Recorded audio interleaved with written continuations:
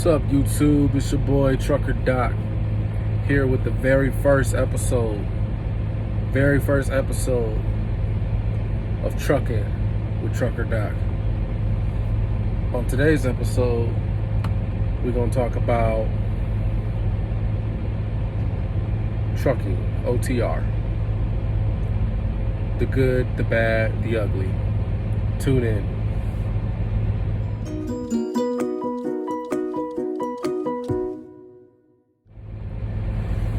What's up? It's your boy Trucker Doc here with the very first episode of Truckin with Trucker Doc.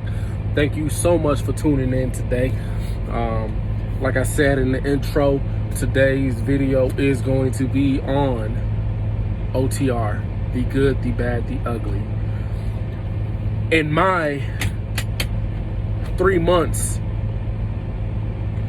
of being an OTR truck driver, I have seen good, I have seen bad, and I have seen even ugly. You're gonna experience all of that within your first 3 months, I'd say. Let's go ahead and start off with the ugly. The ugly part of being an OTR truck driver is dealing with planners. Planners not planning you correctly, not paying attention, sending you loads they know damn well that you can't get that you can't make because of the hours that you have. Planners, they can see how many hours you have.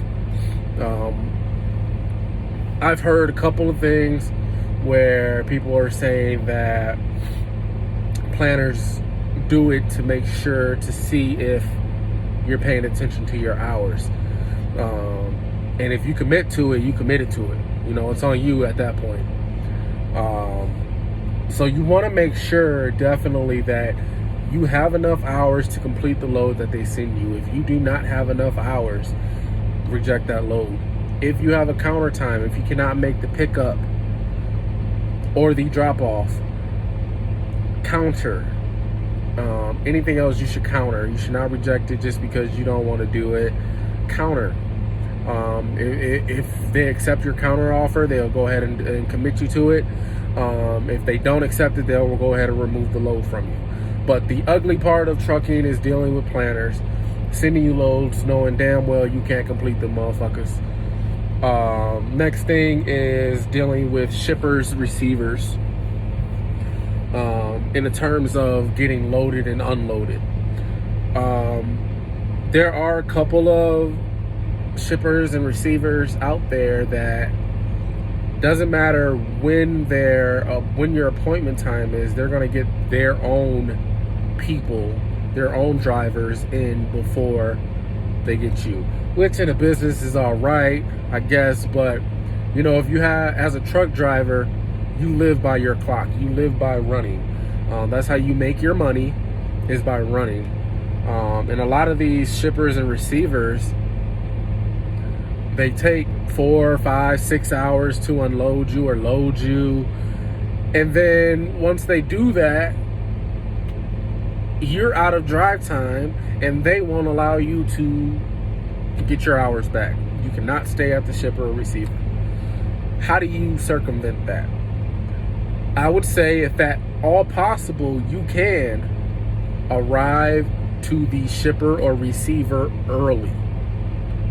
If you arrive to that city early, you stop at a truck stop.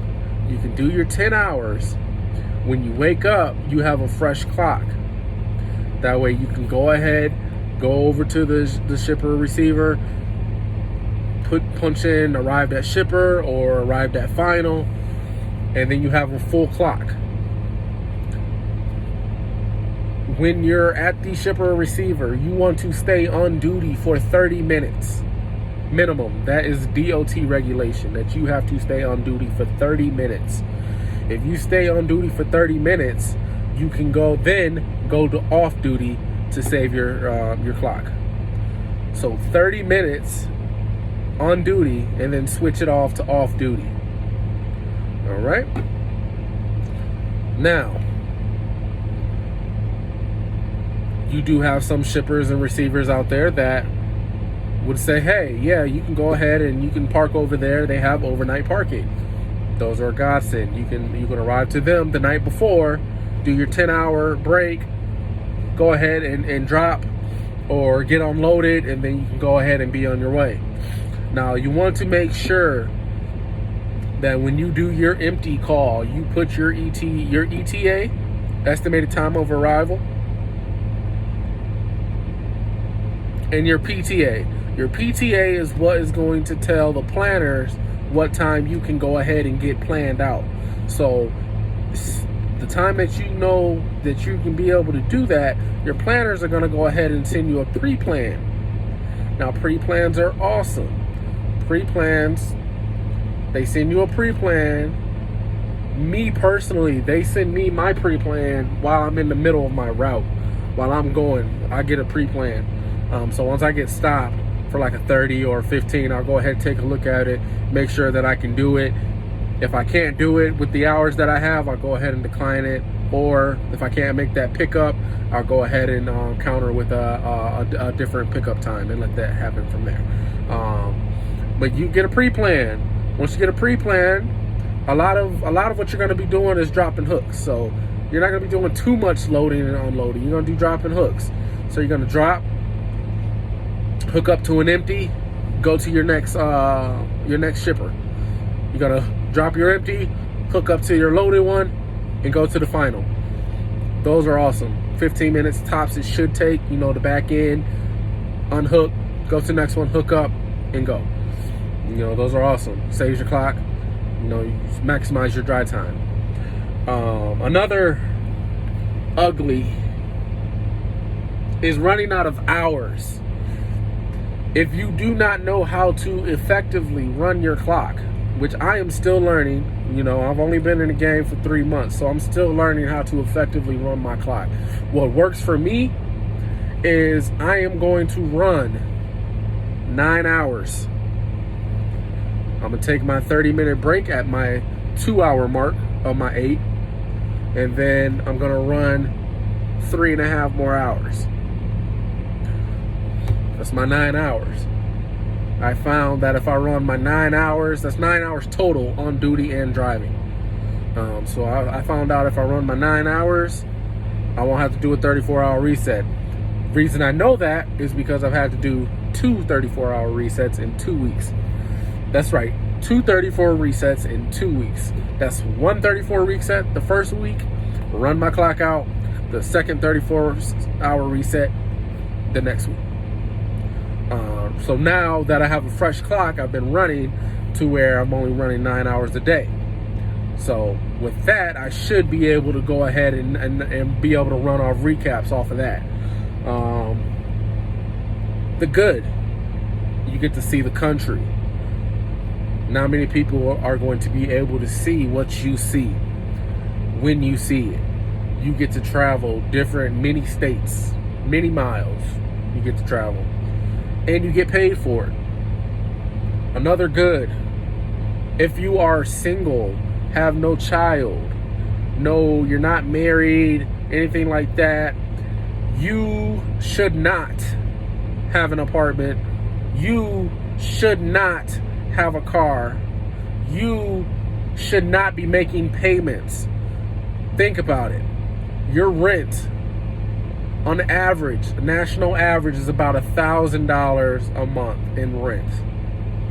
You are going to potentially save $12,000 a year by getting rid of your place. Granted, everybody's situation is different. This is geared more towards, the 21-year-olds who don't have a child, don't have any of the obligations like that. You do not need an apartment. You live in the back of your truck. When you take your home time, get a hotel room. You don't need to spend $1,000 for someplace that you're only going to sleep in for 2 or 3 days a month. Don't need it. Car. You're going to be saving potentially, let's just throw out a number, $6,000 annually. on a car. So already we're at $18,000 that we're saving just by getting rid of your apartment and your car. $18,000 that is going to be saved. Now, if you really wanted to, you could take that $1,000 a month that you would spend, and you could take that $500 a month for your car payment and put it in a savings account. If you really want to spend that money, just act like it's not there. Just put it in your savings account and just go.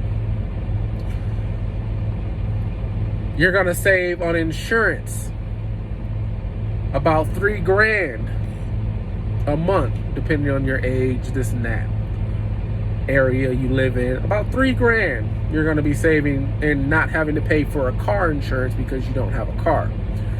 So 18, we're at $21,000 right there. Gas.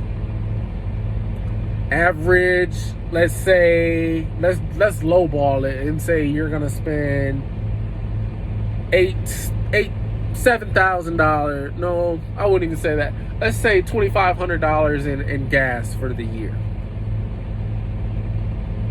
About $2,500 in gas per year.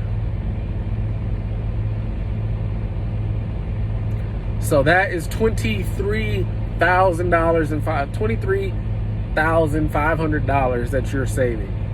Just cutting out those things.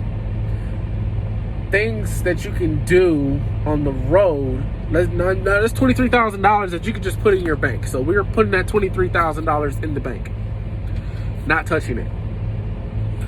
Now, things you can do to save even more money when you're on the road. 1, get a refrigerator. If your truck does not have a mini fridge, get a mini fridge. You are going to save so much money getting a mini fridge because truck stops are going to tax the fuck out of you when you go and try to pay and buy food out of a truck stop. They are going to tax the shit out of you. So get a mini fridge. Every couple of weeks, go to Walmart. Get about $100 worth of groceries. That'll last you. It's just you. That'll last you.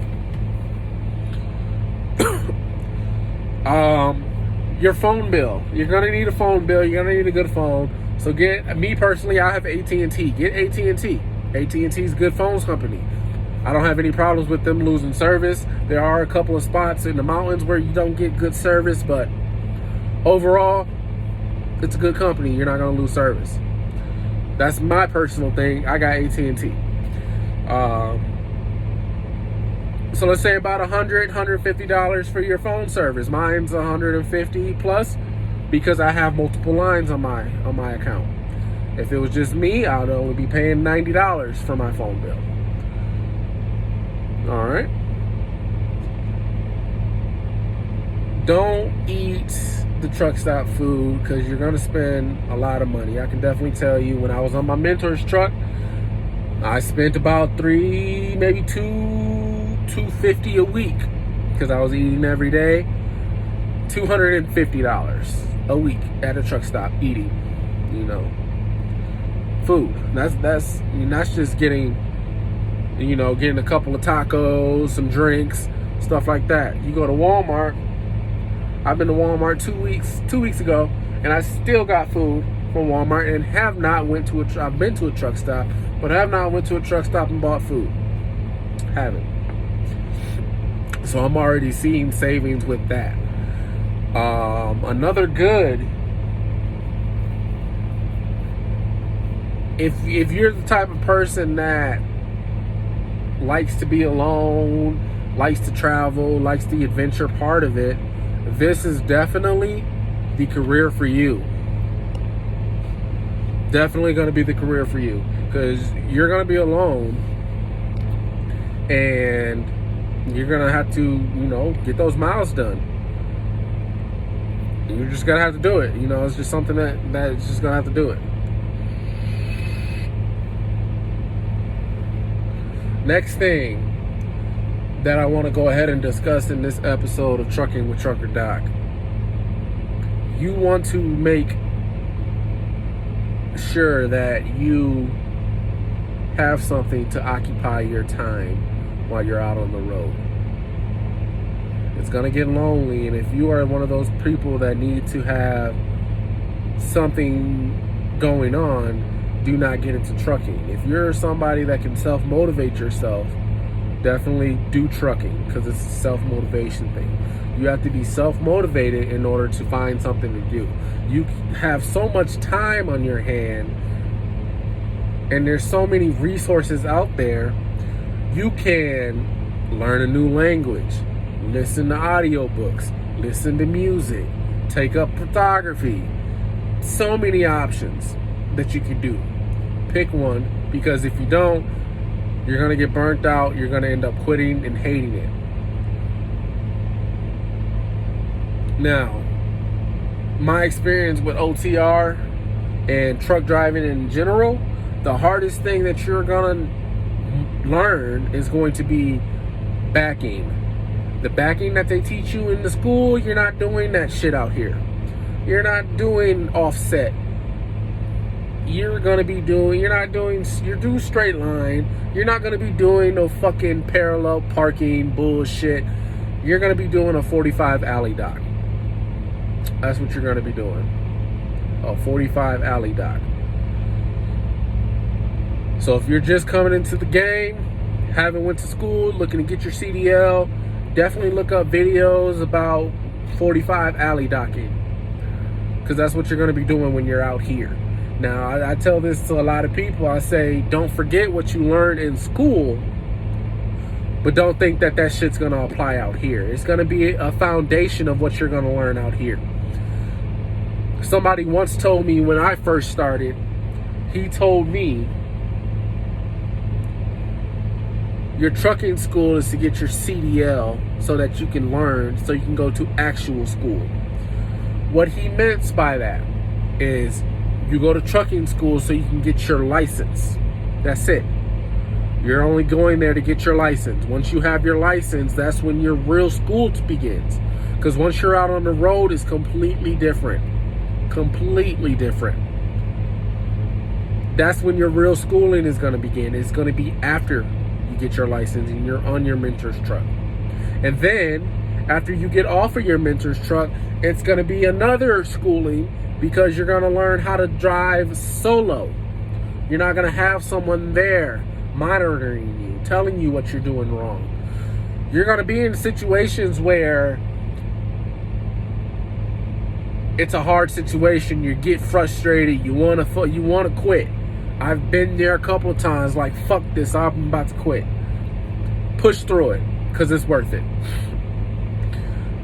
Last thing I really want to leave you guys with, and I do appreciate everybody who has stuck around and watched this entire video. I appreciate you, because that actually shows me that you are actually wanting to learn more about trucking and what it takes and what it's all about. So I appreciate you. The last thing I want to go ahead and leave you with,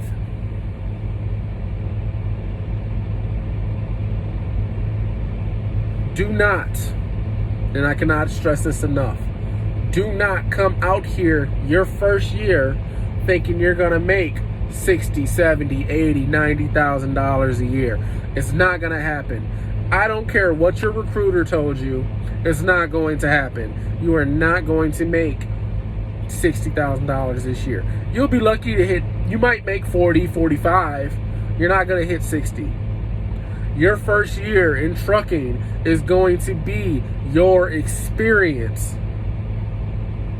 Now, with that experience in your first year, you can take that experience, go to a different company that pays more if that's what you want to do. But your experience is what's gonna make you that $60, $70, $80,000 a year. Your first year. Get your first year out the way, then go on. And then that's when you're gonna be making your money.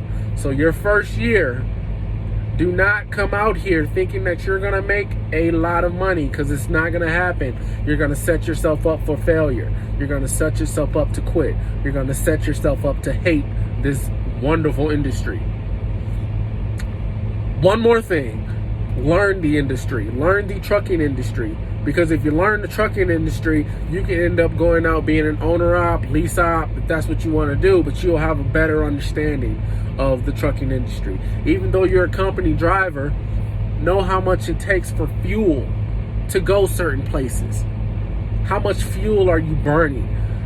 That's going to help you if you decide to buy your own truck and do that kind of thing. It's knowing, okay, this is going to be my expense for going this far. Know your weights. Know your weights. Know what's legal, what's not legal. You don't want to ride legal or illegal. You don't want to ride illegal. Know how the tractor pulls certain weights. I've gotten to the point to where I know if a load is heavy and I need to scale. I can feel it. You can feel it when you're pulling it. You can feel, oh yeah, this is a heavy ass load. I'm gonna go scale. Or no, this is not that heavy. It feels right around 30,000 pounds, so that's about 60,000 pounds total gross weight. You're good. Keep going. But that's all I'm going to leave you with. I took up so much of your time. Again, for those who have stuck around, I definitely appreciate you sticking around. Like I said, I'm still a newbie. I can only give you based off of my experience because I haven't been in the game that long. But I thank you for all sticking around, watching the video. Like, comment, subscribe, share, hit that notification bell.